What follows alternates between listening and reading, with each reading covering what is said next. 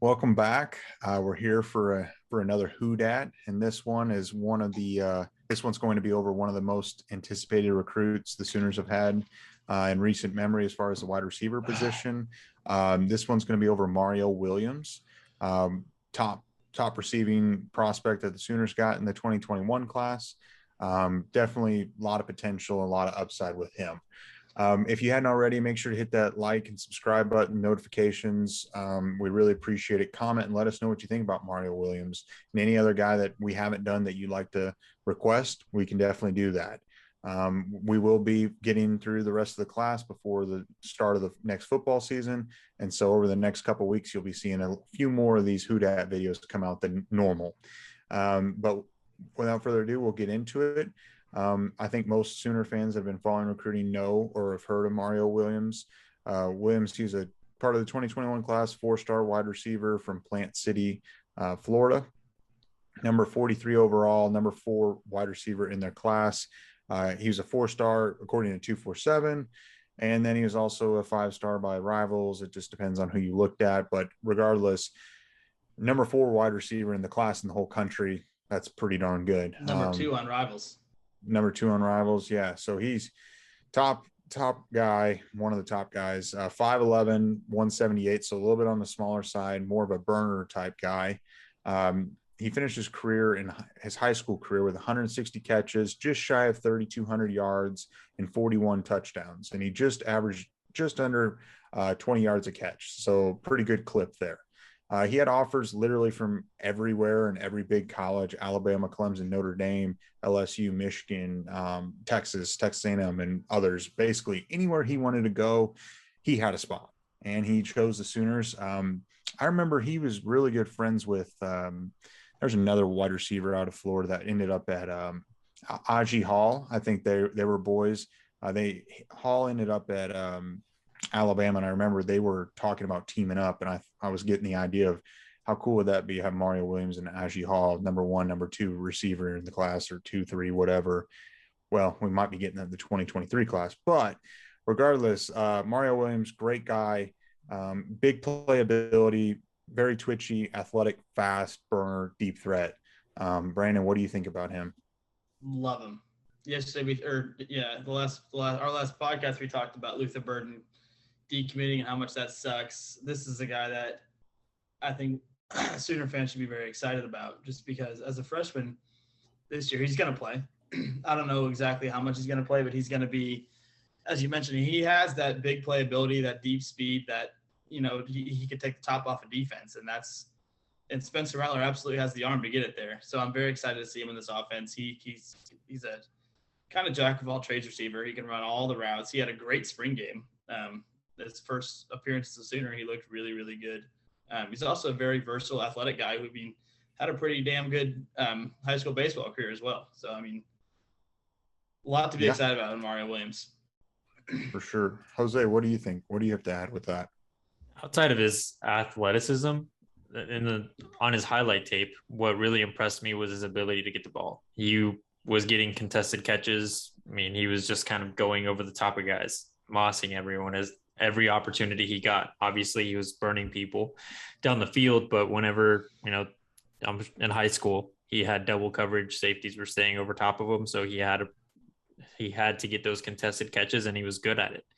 So I expect him to do the same thing in college. Obviously, the athletes on the other side of the ball are going to be equal to him more than likely, so it's going to be a little harder. I think that'll be the one place where he does need to improve more than likely just over the next few years. But he'll still be great. He is going to be probably Caleb Williams' favorite weapon once he gets out there. Caleb will have 1 year of Marvin Mims, and then it's going to be a toss-up who's next after Marvin goes to the league, more than likely next year, I would suspect. And then it'll be Mario, Cody, Jaleel, and we'll get Raleek Brown and others, but I think Mario Williams has a potential to be the number 1 receiver for the Sooners after this year. That's a really good point Hose brought up, and especially talking about his ability to kind of play bigger than he is in regards to kind of getting those 50-50 contested jump balls. More than a lot of guys his size. Like obviously we had Hollywood Brown, who wasn't a very big guy, but he just kind of beat you. Like he would be so open and catch the ball. He didn't really have that jump ball contested catch type thing. I think the closest receiver that to Mario Williams' size that kind of had that ability to get those jump ball catch, those 50-50 balls is probably what do you think, Sterling?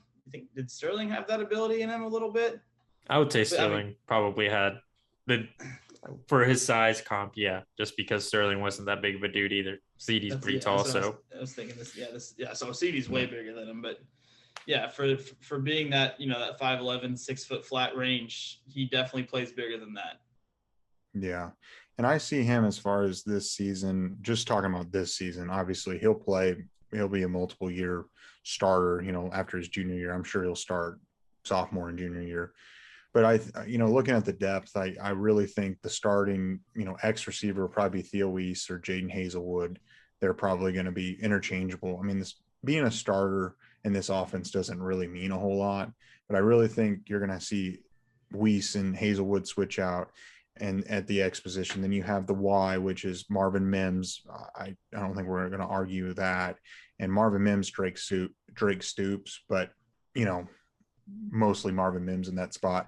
And I think the Z position is going to be mostly Mike Woods and Mario Williams.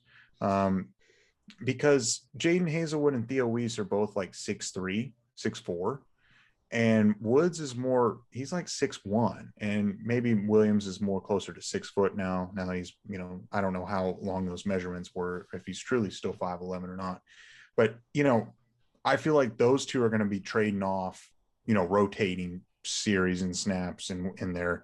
And I think those are going to be the main spots. Granted, now whenever they go to a 4 receiver set, you might see them, all on the field together. But I really think you're going to have Mike Woods as a starter. Mario Williams is like a 1A right there, right behind him, and Hazelwood and whatnot. I don't know. What do you guys think? I think Drake Stoops is going to get more playing time than we might suspect.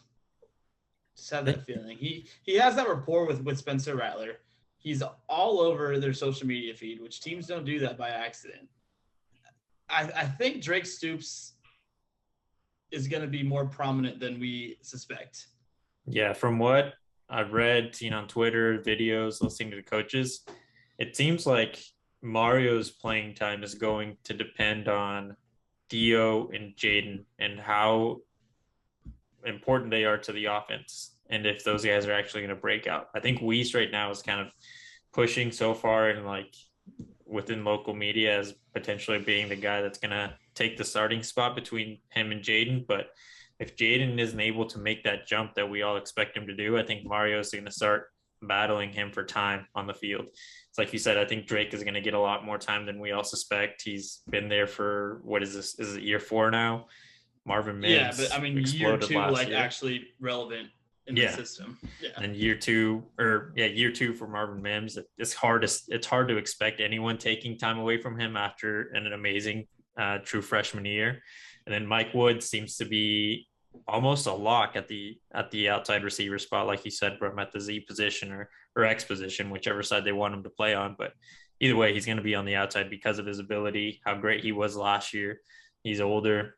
He's built better at this point, just physically, than these younger guys. So Mario's playtime will, like I said, depend on Theo and Jaden. And can they explode like we expect them to? And if not, Mario's going to get his opportunity to show the world what he can do.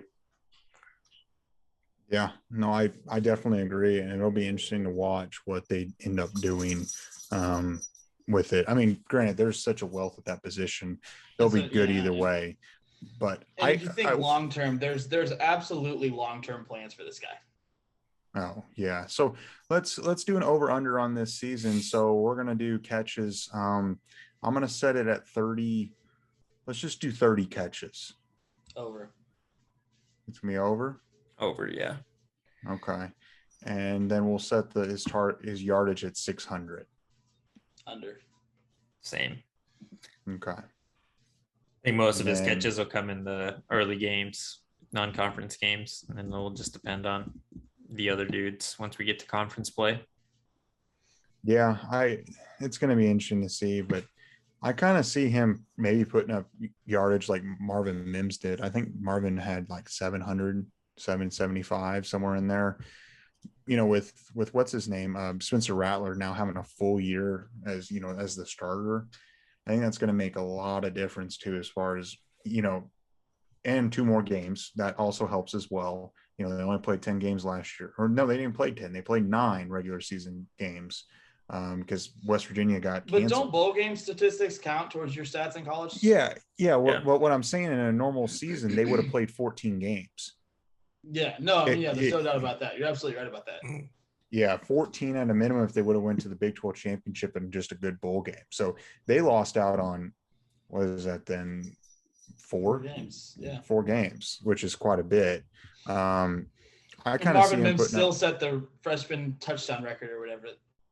Yeah, so I think he's going to throw for at least 4,500 yards, and I think he's going to scoop up 750 this year. But either way, even if he has 500, that's still a good freshman season. I mean, no one can complain about that one.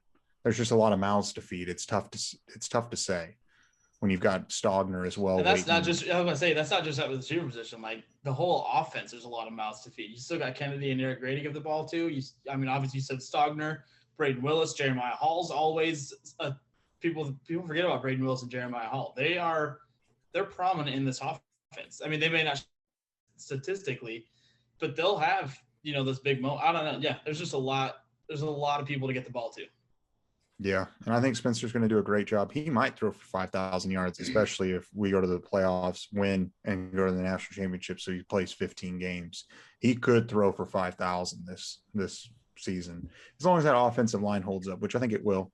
But that defense is going to be getting a lot of guys or a lot of teams off the field quick, and they're going to get more possessions, I think, per game. And I think they're that way.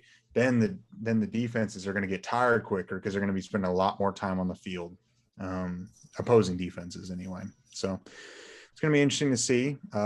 Either way, Williams is going to be a stud and a star for the Sooners, whether it's this year or next year, but most likely he's going to be a star this year. You'll see him this year, Sooner fans. No doubt about that. Just we don't know the role yet.